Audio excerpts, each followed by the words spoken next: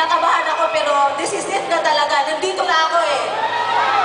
Before I start, nais ko pong magpakilala. My name is Mariam Pinagawa, 29 years old, Tugong Mindanao. So medyo tigas ko yung pagmigkas ko ng Tagalog, pasensya na po.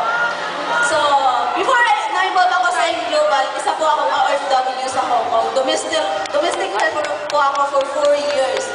So, doon ko po siya nakilala at doon ko rin po nag-start ng work ko. Unang-una, mahirap kasi bilang isang OFW, 16 hours kaming nakatayo, 16 hours kaming nagtatrabaho. Sa mga OFW, I'm sure nakakarinig kayo. Minsan pa nga, may bantay pa kami. Ang pinakamahirap doon, sa isang linggo, isang beses lang kami maka-off. Minsan pa nga, wala eh. Kaya ang hirap talagang gawin ang business. Kasi ang business natin is mag-recruit.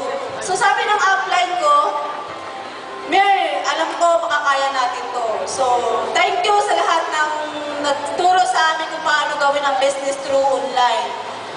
Doon ko ginawa yung business, doon namin nag-start, doon lumaki ang grupo ko.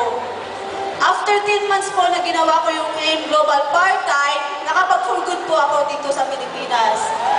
So after 10 months po, 3 months after, nakapag-invest po ako ng sarili kong townhouse. Dito po sa Akainta. Then sabay po noon, nakapagpagawa po ako ng bahay namin sa probinsya. Yung matatawag na bahay, hindi gogo. Kasi alam nyo naman po yung mga bahay sa probinsya. Sabi nga ng mama ko, Nak, I love you. Ganun pala yun. Kasi sa buong place natin, tayo lang ang may pinakamagandang bahay. Dahil po yan sa AIM Global. Grabe guys. At ang pinakamasarap doon, kasi since international yung network namin, yung mga domestic helper po din, OFW na nasa sa ibang bansa, pinapadala sa amin yung pamakain nila. Nagtitiwala sila sa akin. Minsan nga, nag-pipayin ako, minsan nagmahawak ko ng pera, 200,000, 300,000, nakakatakot. Kasi wala pa po akong sasakit ng time na yun. So last month, nailabas ko po yung first car ko, yung dream car ko, brand new, Montero Sport 2014 model po siya. Grabe! The best part po nito, ano po siya, wala po sa mga downline ko, 2 sa Hong Kong, isa sa Dubai, isa sa Lebanon, and Kuwait, ano pa yung isa, nakapag-for na din po sila. Dati mga domestic helper din po sila. Guys, challenge po ito sa inyo. Kung ikaw ngayon, nakaupo dyan, sobrang 8 hours ka lang nagtatrabaho, nagawa namin 16 hours, nasa ibang bansa pa kami. May bantay pa. Kung nagawa ng mga OFW na partners ko, I'm sure magagawa din ninyo.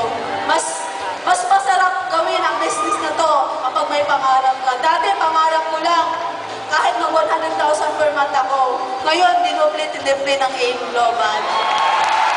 Sa lahat-lahat ng uplines ko, sa ulo ng Alliance Unicorn International, ang Brian Tumada, saan ka mga enough, thank you so much sa walang sawang pagsuporta at pag-guide sa akin.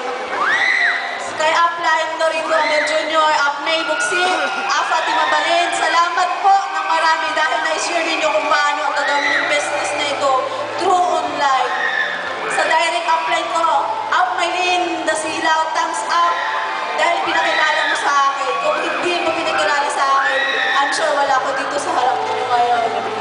To the board of directors, Sir Adok Ed, thank you so much. Sir John, Sir Francis, salamat. Dahil kung wala ang AIM Global, hindi mababago. 260 degrees yung buhay ng pamilya ko. Sa lahat ng partners ko, maraming salamat. Good morning!